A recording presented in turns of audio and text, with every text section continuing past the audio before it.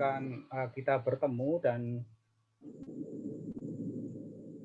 akan bersama-sama untuk mengulas buku berjudul Santo Yosef dan Kita. Ya. Dan bahasan yang pertama nanti akan disampaikan oleh Ibu Cecilia. Kemudian bahasan yang kedua akan disampaikan oleh Romo Prastianto MSF, dan kemudian ada pesan sponsor dari kami PBMN. Berikutnya nanti masuk ke bahasan yang ketiga dari Bapak Petrus Danan Widarsana, dan bahasan yang keempat dari Romo Jenderal Romo Agustinus Purnomo MSF. Kemudian nanti akan ada lagu Santo Yosef yang menjaga. Sekali lagi nanti mohon bantuan Mas Anton Heru. Kemudian ada tanya jawab dan tanggapan umum. Mohon nanti bantuan dari Mas Wid untuk juga mengelola ini. Kemudian ada pengumuman dari Mas Thomas selaku Ketua PBMN dan doa penutup. Mohon bantuan nanti Mas Adi Hendro, juga sekaligus nanti mohon berkat dari Romo. Saya kira ini rangkaian acara yang akan kita lalui bersama, maka supaya juga tidak berlama-lama, saking semangatnya untuk membedah buku Santo Yosef dan Kita ini, mohon bantuan Mas Andri Sumaryatmo untuk membuka dengan doa. Monggo, kami persilahkan Mas Andri. Terima kasih Mas Ismul.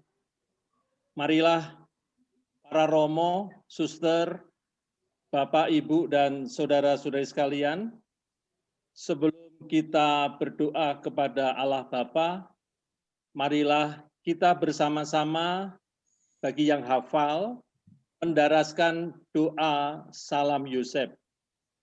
Dalam nama Bapa dan Putra dan Roh Kudus, amin. Salam Yosef, pria yang tulus, mempelai murni Maria, ayah Mesias keturunan Daud, terpujilah engkau di antara pria, dan terpujilah Yesus, Putra Allah kepadamu. Santo Yosef, pelindung gereja semesta, lindungilah dalam damai dan dampingilah kami pada waktu kami. Allah yang Maha Baik dan Maha Kasih, melalui Santo Yosef, seorang Bapak yang suci dan rendah hati, Engkau telah mempercayakan pendidikan dan pembentukan pribadi Sang Mesias dari masa kanak-kanak sampai menginjak dewasa di dalam asuhan keluarga kudus Nazaret.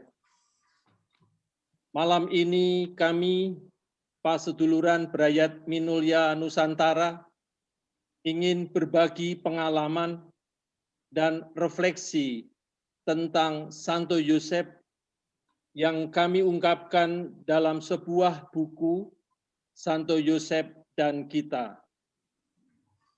Kami mohon berkat dan bimbingan-Mu ya Allah, melalui Roh Kudus, agar acara bedah buku Santo Yosef dan Kita malam ini dapat berjalan dengan baik, lancar, dan memberikan semangat, manfaat, dan inspirasi untuk umat-Mu dan untuk siapa saja yang berkehendak baik, agar semakin menghormati dan meneladani hidup, kesetiaan, kerendahan hati, dan iman Santo Yosef. Semuanya ini kami mohon demi Kristus yang bersatu dengan Engkau dalam persekutuan Roh Kudus, Allah sepanjang segala masa. Amin.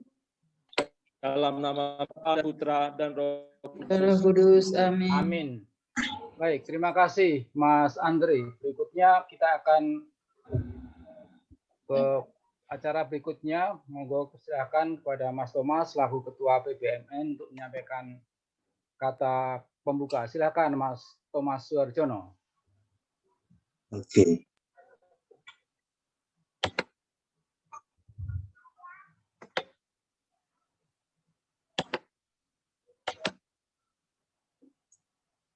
Selamat malam Bapak Dirjen dan para Romo, serta Bapak Ibu, serta saudara-saudari yang terkasih dalam Yesus Kristus. Gembira sekali pada malam hari ini kita dapat bertemu, meskipun pandemi masih merajalela, tapi kita bisa bertatap muka tanpa masker, yaitu hanya di depan layar komputer saja. Kami adalah PBMN Paseduluran Brayat Minulyo Nusantara. Mohon izin saya memperkenalkan diri, saya seorang awam, Thomas Suharjono, yang pernah di novisiat MSF tahun 82, kemudian saya dipanggil Tuhan untuk berkarya di tempat lain, sehingga saya ditahbiskan sebagai awam di Kompas Gramedia tahun 93. Dan kemudian tahun 2019 saya pensiun karena usia, tapi saya mendapat berkat bisa membantu Kementerian Agama di Depok, tempat tinggal saya sebagai penyuluh agama Katolik non-PNS di Kota Depok. Ya, ini buahnya Bapak Dirjen.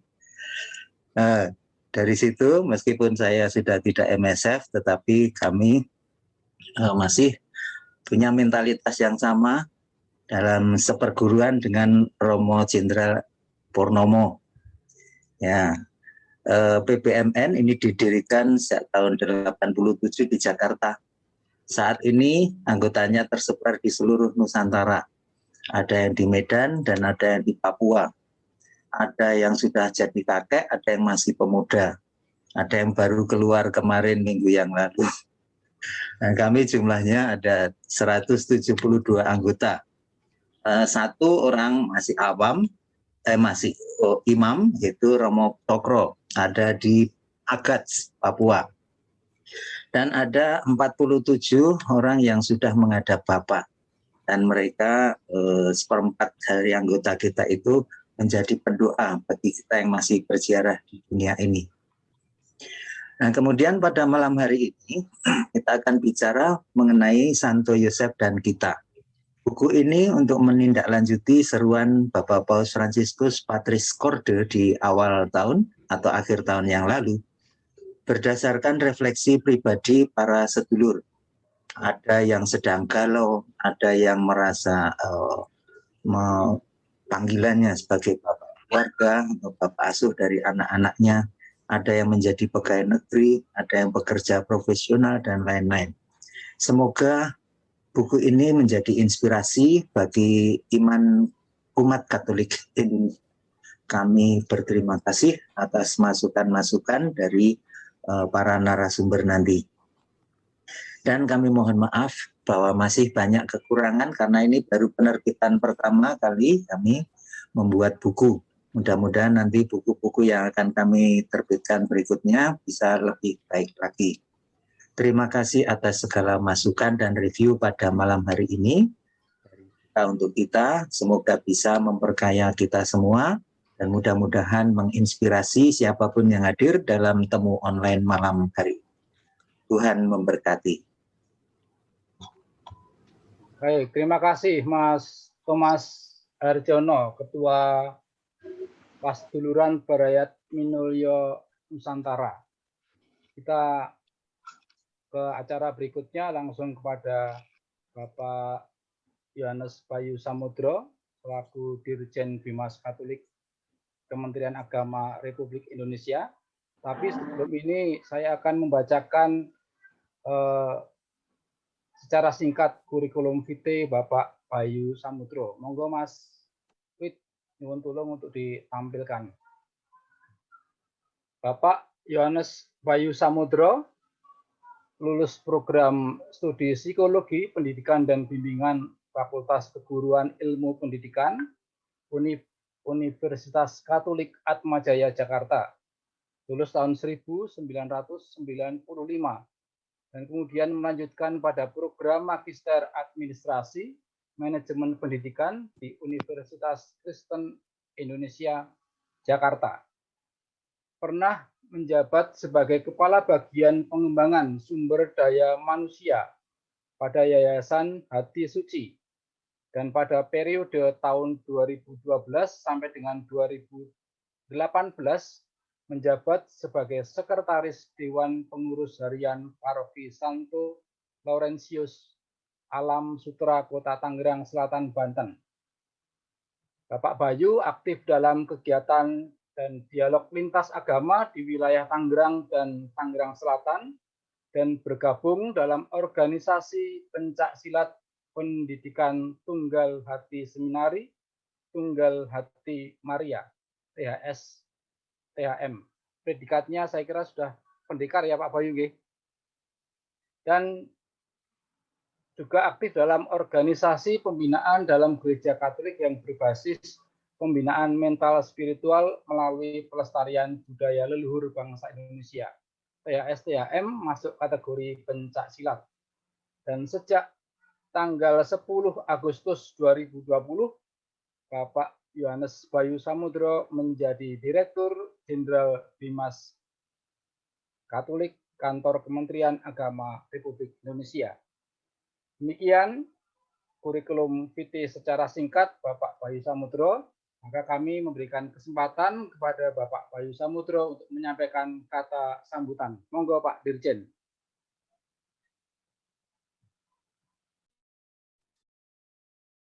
Ya, terima kasih Mas Ismul Cokro. Saya memanggilnya Mas ini, kalau di kantor mestinya manggilnya Pak, tapi lebih nyantai di sini dengan disebut Mas Tombak ya. Kelihatannya karena dibungkus dengan apa ini? Paseduluran Brayat Minulyo Nusantara. Ini kalau sudah lihat judulnya ini saya mungkin tidak rooming dengan istilah-istilahnya karena dari apa namanya bahasa yang tidak asing bagi kami, begitu.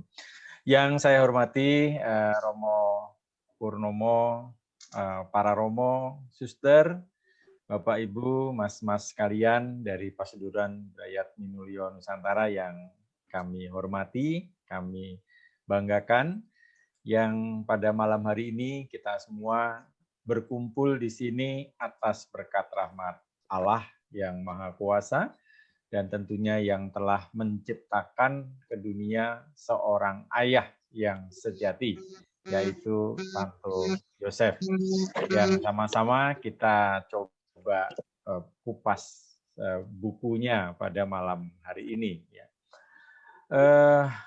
Romo, Bapak dan Ibu, Suster sekalian, pertama saya mengucapkan terima kasih karena telah diajak oleh rekan kami satu kantor, Pak Hari.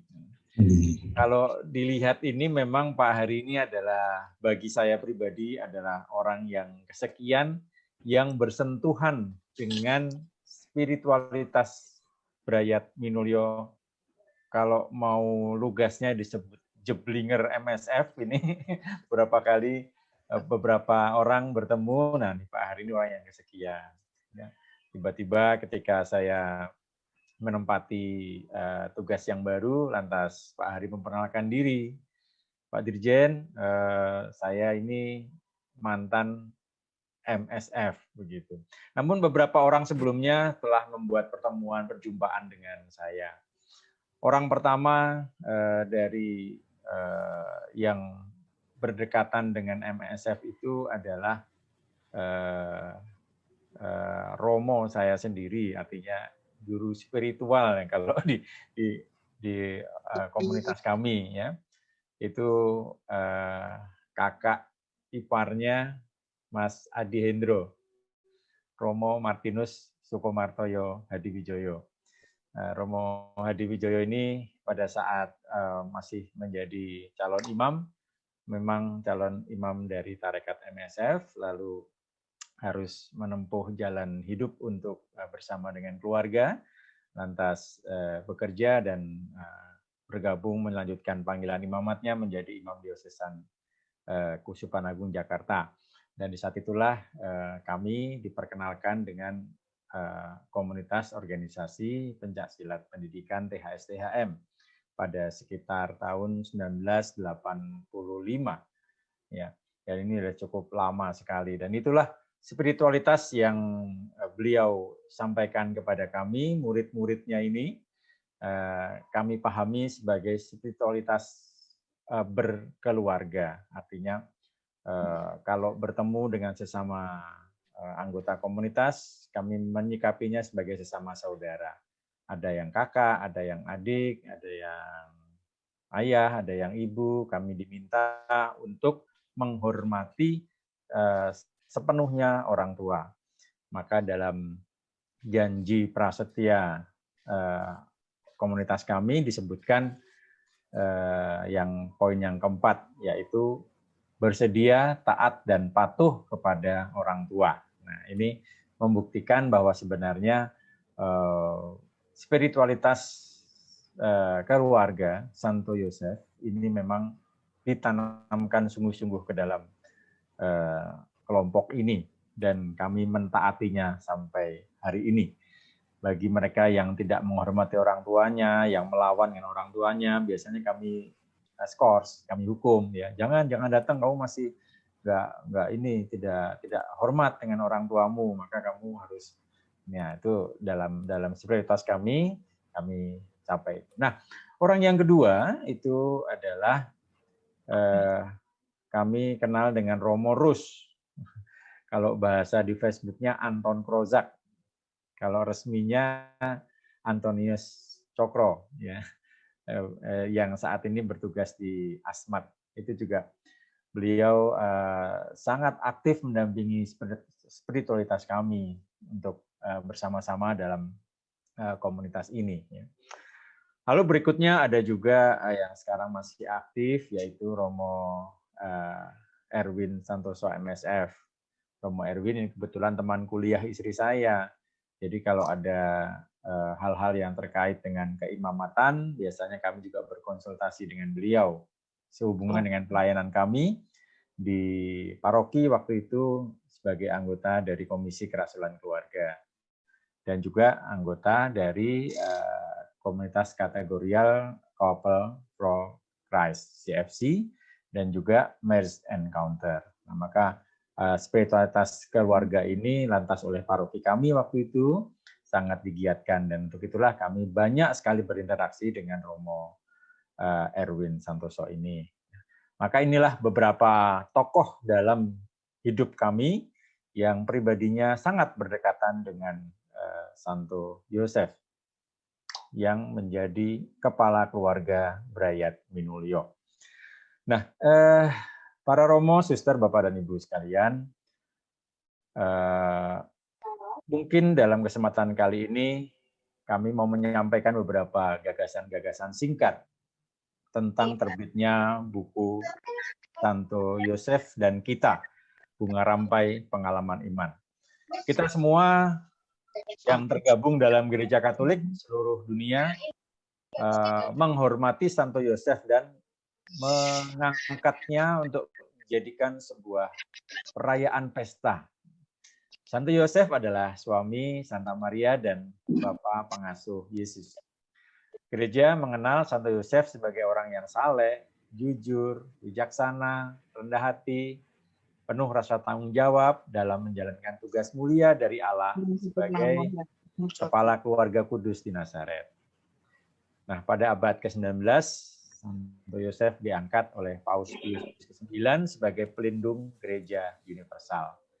Selanjutnya, Paus Yohanes 23 memasukkan namanya dalam kanon Romawi, masuk ke dalam doa syukur agung yang pertama yang kita kenal saat ini. Pada pesta Santo Yosef, biasanya kita diajak untuk bertanya, apa kiranya yang perlu kita pelajari dari pribadi Santo Yosef ini? Ya, pertama-tama memang mari kita coba melihat fenomena yang sedang berlangsung di dunia nyata kita ini. Nah, di Badan Kependudukan dan Keluarga Berencana Nasional BKKBN, seperti yang beberapa waktu sebelumnya kami dari Kementerian Agama duduk bersama untuk membicarakan hal ini, yaitu memperkirakan bahwa angka aborsi pada anak usia remaja di perkotaan itu terus meningkat. Hal ini disebabkan oleh kurangnya pengetahuan remaja mengenai pendidikan seksual. Pada laporan tahun 2013 menunjukkan hasil penelitian bahwa di 10 kota besar dan 6 kabupaten di Indonesia terjadi 43% aborsi per 100 kelahiran hidup. Nah, ini memang sangat memprihatinkan sekali. Aborsi tersebut dilakukan oleh perempuan di perkotaan yang jumlahnya mencapai 78% dan perempuan di desa ya sekitar 40%. Perempuan yang melakukan aborsi di daerah perkotaan besar di Indonesia itu umumnya berusia masih sangat belia, yaitu usia 15 hingga sekitar 19-20 tahun.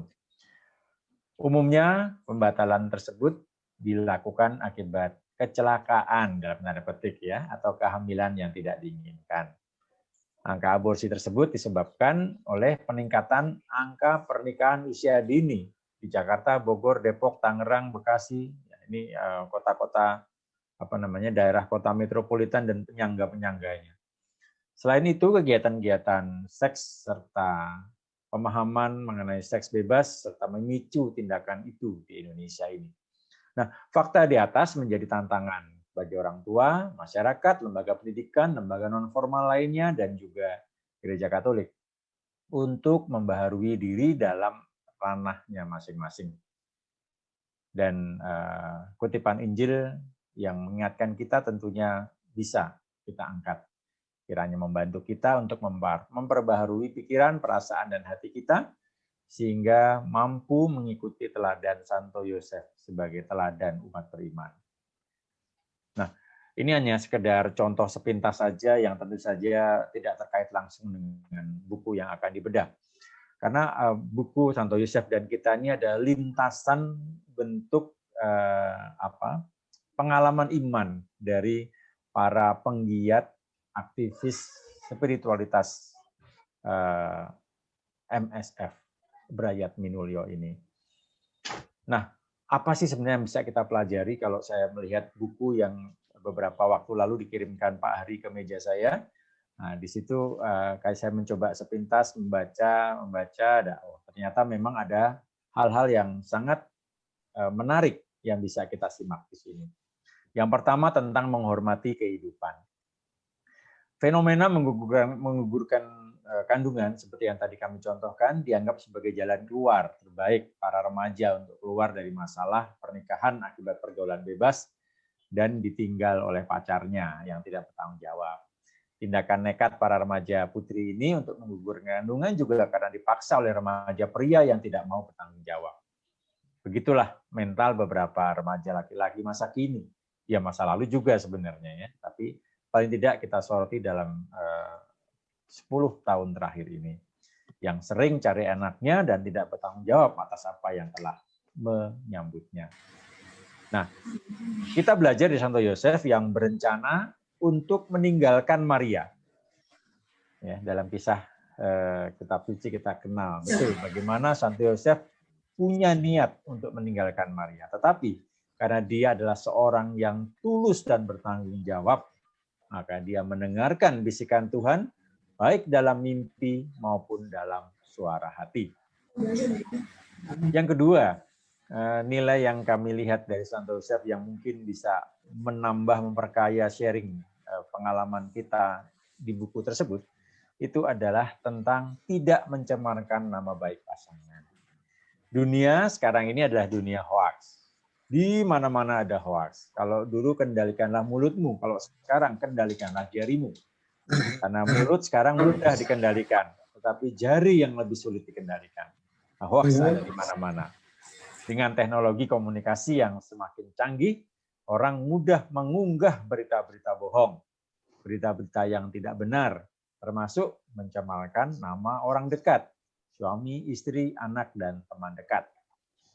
Ada salah satu tokoh agama yang sekarang lagi favorit dibicarakan orang, ya, yang sepintas menempatkan istrinya sebagai mesin yang sudah turun mesin sebanyak 7 kali. Ya, ini kan bentuk bagaimana spiritualitasnya sangat bertentangan dengan apa yang kita pahami dari teladan Santo Yosef ini.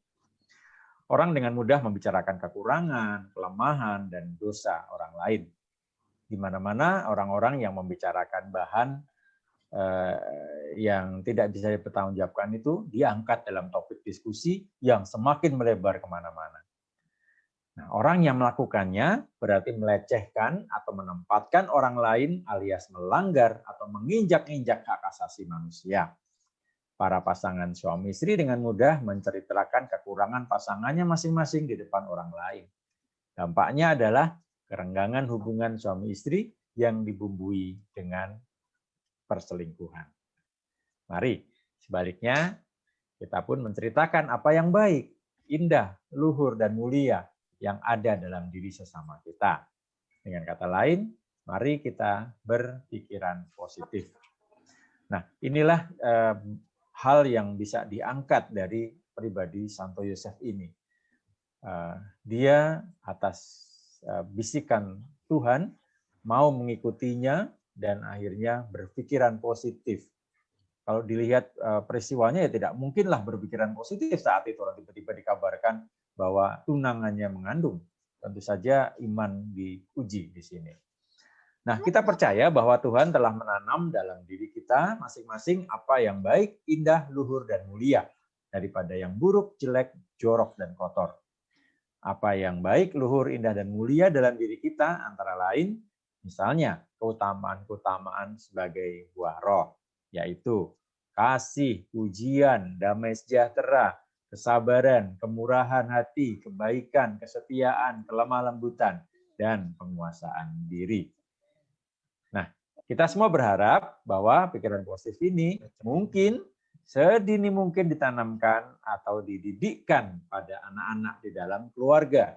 Dan tentu saja antara lain dengan teladan konkret dari orang tua atau ayah dan ibunya. Apa yang telah dibiasakan dalam keluarga tersebut kemudian diperdalam dan diteguhkan di sekolah-sekolah dan masyarakat. Maka keluarga, sekolah, lembaga pendidikan ini adalah dua lembaga yang tidak bisa dipisahkan untuk masuk dalam wahana untuk meneladan Santo Yosef ini. Ya, meneladan Santo Yosef berarti juga meneladan keluarga yang dipimpinnya, keluarga Kudus Nazaret. Nah, di level yang lebih tinggi, para pemimpin atau pejabat berharap ketika mengunjungi atau mendatangi pemimpin atau bawahannya, ya, tidak mencari-cari kelemahan dan kekurangan mereka agar terlihat lebih baik dan wibawa, tetapi lebih unggul dari apa yang baik, indah, dan mulia. Biarkanlah pada waktunya mereka dengan rendah hati dan jujur menceritakan sendiri kelemahan dan kekurangannya. Maka diharapkan para pemimpin atau pejabat yang meneladan Santo Yosef menjadi pemimpin keluarga Kudus Nazaret, maka akan menjadi pemimpin bagi organisasi yang dipimpinnya dengan cara yang manusiawi. Bagaimana Tuhan sendiri mengutus Santo Yosef untuk menjadi kepala rumah tangga keluarga Kudus Nazaret ini. Romo, suster, Bapak, dan Ibu, mas-mas sekalian, poin yang ketiga yang ingin saya tawarkan kepada para Romo, suster, Bapak, dan Ibu. Bagaimana kita mendengarkan dan menjalankan perintah Tuhan? Dalam kisah kitab suci disebutkan, sesudah bangun dari tidurnya, Yusuf melakukan seperti yang diperintahkan malaikat Tuhan itu kepadanya. Ia mengambil Maria sebagai istrinya. Santo Yosef tidak bicara banyak, tidak berbicara banyak, bahkan tidak melaporkan diri dari tidak melarikan diri dari kenyataan, dan tidak malu mengambil Maria sebagai istrinya. Di balik itu, ia berpikir dalam terang Roh Kudus, mengikuti perintah Tuhan, mengambil Maria sebagai istrinya, merawat dan menyiapkan Yesus untuk tugas yang lebih besar. Nah, Santo Yosef bertindak demikian karena apa? Karena dia memiliki kualitas kepribadian dan kualitas rohani yang luar biasa. Kesalehannya membuat dia mampu membaca dan mendengarkan pesan Tuhan. Kejujuran dan kerendahan hati membuat dia menerima kenyataan dan menjalankan perintah Tuhan dengan penuh iman. membuatnya mampu mengendalikan situasi dari anugerah Tuhan yang perlu dibuat. Nah, nasihat Paus Fransiskus banyak sekali yang terkait dengan ini. Maka tadi di awal sudah disebutkan bahwa tahun ini dimuliakan sebagai tahun Santo Yosef. Dan ini juga tentunya bagi semua pasangan suami istri seluruh dunia juga meneladan arahan-arahan gereja dalam hal ini. Nah, kita diajak untuk belajar sungguh-sungguh menyaksikan kerendahan hati dan iman yang kuat dari Santo Yosef untuk dapat memahami setiap peristiwa yang terjadi dalam hidup kita setiap hari. Nah, para romo, suster, mas kalian, apa yang bisa kita teladani dari Yosef, Santo Yosef ini dalam konteks berbangsa dan bernegara? Kita tahu kisah di kitab suci menceritakan tentang tiba-tiba ada pengumuman untuk sensus penduduk, ya.